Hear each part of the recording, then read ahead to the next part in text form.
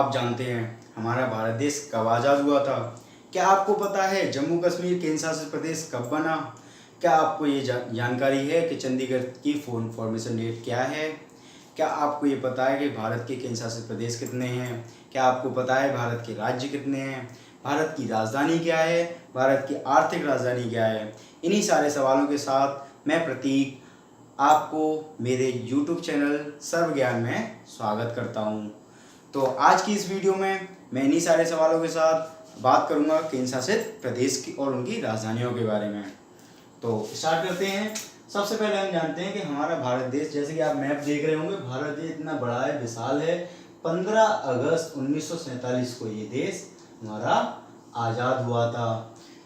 आज हम सौभाग्यशाली हैं कि 15 अगस्त 2022 को हमने क्या मनाया था? 75वां आज़ादी का अमृत महोत्सव के नाम से, एक त्योहार के नाम से हमने मनाया। तो हमको गर्व होना चाहिए। तो इसी के साथ बात करते हैं भारत की नेशनल कैपिटल, जो कि हमारी है दिल्ली। अच्छा, क्या आपको पता है दिल्ली कब नेशनल कैपिटल मानी गई? 1911 में इसको नेशनल कैपिटल का दर्जा दिया गया। इससे पहले जो हमारी बिफोर 1911 से पहले हमारा जो कैपिटल थी वो थी हमारी कलकत्ता, जिसको अब कोलकाता के नाम से भी जानते हैं, जो कि हमारे पश्चिम बंगाल राज्य की एक राजधानी है। इसके बाद हम जानते हैं इसकी इकोनॉमिक कैपिटल के बारे में। भारत की इकोनॉमिक कैपिटल जो कि हमारी मुंबई है। साथ के साथ आप मैप भी देखते जाएं कि हमारी दिल्ली कैसी दिखती है, मुंबई किस तरीके से दिखती है। और इसके बाद हम बात, जैसे कि हमने वीडियो में पहले ही बताया कि यूनियन टेरिटरीज के बारे में आज बात करेंगे। तो हम जान लें कि यूनियन टेरिटरी हमारी 8 हैं, यानी कि हमारे केंद्र शासित प्रदेश 8 हैं, और स्टेट्स है हमारी 28 स्टेट के बारे में फिर किसी नेक्स्ट वीडियो में बात करेंगे। लेकिन आज हम बात करेंगे यूनियन टेरिटरीज के बारे में। जैसा कि पहली यूनियन टेरिटरी आपको दिख रही होगी, जम्मू एंड कश्मीर। जम्मू एंड कश्मीर जो कि एक राज्य हुआ करता था सन 2019 से पहले, यानी कि केंद्र शासित प्रदेश बनने से पहले एक राज्य हुआ करता था, जिसकी हमारी विंटर कैपिटल जो थी वो थी जम्मू, और इसकी समर कैपिटल थी हमारी श्रीनगर। इसकी फॉर्मेशन डेट जो है वो है, हमारी जो केंद्र शासित प्रदेश बना उसकी फॉर्मेशन डेट है 31 अक्टूबर 2019, यानी कि 5 अगस्त 2019 को धारा 370 को हटाया गया। 370 हटाने के बाद ये हमारे देश में पूर्णतः राज्य का दर्जा मिला इसको। उसके बाद इसको 31 अक्टूबर 2019 को केंद्र शासित प्रदेश घोषित कर दिया गया, इसके 2 पार्ट डिवाइड करके। जो दूसरा पार्ट था वो था इसका लद्दाख, जिसकी हमारी कैपिटल है लेह। जैसा कि आपको मैप में दिख रही होगी, 3rd यूनियन टेरिटरी जो कि हमारी चंडीगढ़ एक पॉपुलर सिटी भी है। चंडीगढ़ एक केंद्र शासित प्रदेश भी है। क्या आपको पता है कि चंडीगढ़ को फॉर्मेशन डेट क्या है? 1 नवंबर 1966 इसकी क्या है? फॉर्मेशन डेट है। इसके बाद हम 4th यूनियन टेरिटरी के बारे में बात करेंगे, वो है हमारी नेशनल टेरिटरी।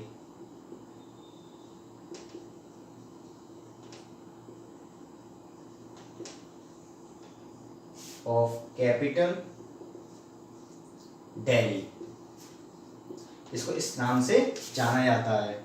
जैसा कि मैंने आपको बताया, नेशनल कैपिटल हमारी दिल्ली 1911 में निर्धारित यानी कि चुनी गई, लेकिन इसकी कैपिटल हमारी दिल्ली है। National territory of capital Delhi की कैपिटल हमारी दिल्ली है।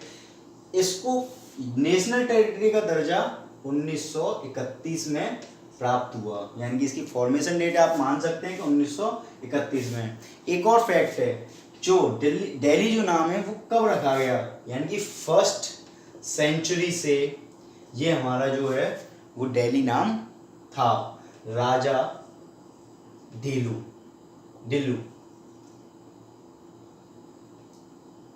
राजा दिल्लू जिनका नाम था, उन्हीं के नाम पर ये दिल्ली रखा गया था।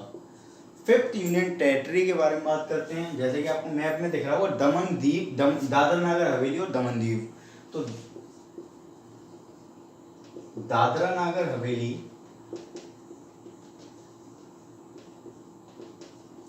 एंड दमन दीव, ये मैंने एक साथ इसलिए लिखा है क्योंकि 26 जनवरी 2020 को ये अलग अलग मतलब एक कर दिया गया। ये अलग अलग क्या थे, केंद्र शासित प्रदेश थे, जैसे कि आपको दिख रहा होगा, एक गुजरात की साइड है और एक महाराष्ट्र की साइड। दादरा नगर हवेली जिसकी पहले कैपिटल हुआ करती थी सिलवासा, और दमन दीव की कैपिटल पहले हुआ करती थी, यानी कि 26 जनवरी 2020 से पहले सिलवासा दादरा नगर हवेली की कैपिटल थी, दमन दीव की कैपिटल दमन थी। लेकिन 26 जनवरी 2020 को इसकी जो कैपिटल रखी गई वो हमारी रखी गई दमन। सिक्स्थ यूनियन टेरिटरी के बारे में हम बात करते हैं। अब सिक्स्थ यूनियन टेरिटरी है हमारी लक्षद्वीप। लक्षद्वीप की जो कैपिटल है हमारी कावरत्ती है। क्या आपको पता है कि 1956 को ये यूनियन टेरिटरी घोषित कर दी गई, लेकिन इसका जो नाम लक्षद्वीप है वो हमारा 1973 में इसका नाम निर्धारित किया गया। इसका नाम निर्धारित किया गया, लेकिन 1956 में यूनियन टेरिटरी घोषित कर दी गई थी। इसके बाद हम सेवेंथ यूनियन टेरिटरी के बारे में बढ़ते हैं, पुडुचेरी।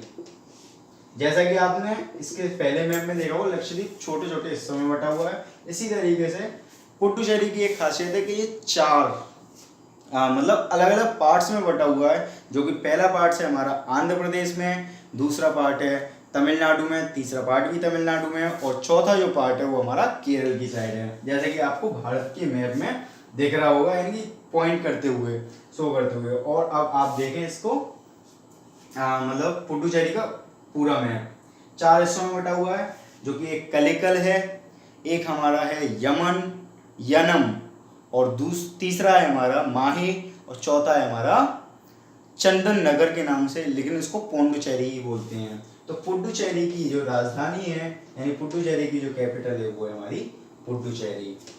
8th यूनियन टेरिटरी के बारे में, और 8th यूनियन टेरिटरी और लास्ट यूनियन टेरिटरी के बारे में हम बात करते हैं, अंडमान एंड निकोबार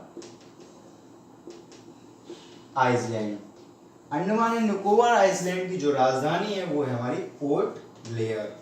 जैसा कि आपको मैप में दिख रहा होगा कि अलग अलग छोटे छोटे आइसलैंड में ये बटा हुआ है। छोटे छोटे आइसलैंड में जैसे कि आप देख रहे होंगे, सबसे ऊपर जो है वो हमारा अंडमान आइसलैंड, यानी कि नॉर्थ अंडमान, मिडिल अंडमान और लोअर अंडमान, यानी कि लोअर अंडमान के पास हमारी इसकी कैपिटल पोर्ट ब्लेयर स्थित है। जैसा कि मैंने आपको बताया, पुडुचेरी जिसकी फॉर्मेशन डेट हमने आपको नहीं बताई, तो इसकी फॉर्मेशन डेट हम बता देते हैं और पोर्ट ब्लेयर की फॉर्मेशन डेट बताएंगे। तो पोर्ट ब्लेयर की पहले फॉर्मेशन डेट जानते हैं हम, तो 1956 इसकी फॉर्मेशन डेट है।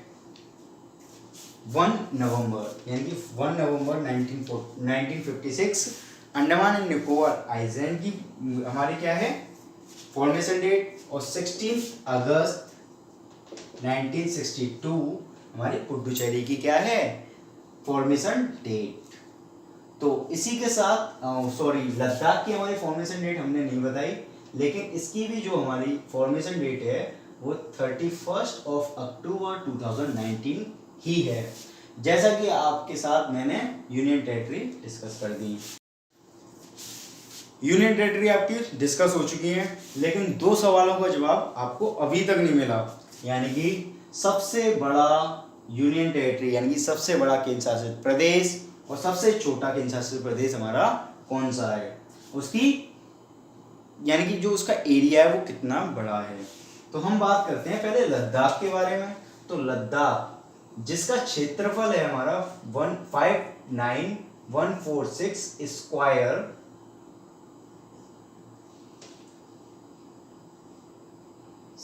स्क्वायर किलोमीटर,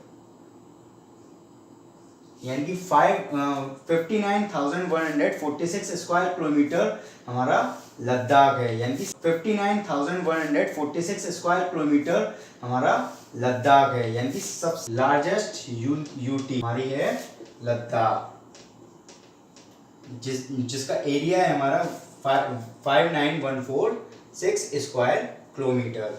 और सबसे छोटा यानी कि स्मॉलेस्ट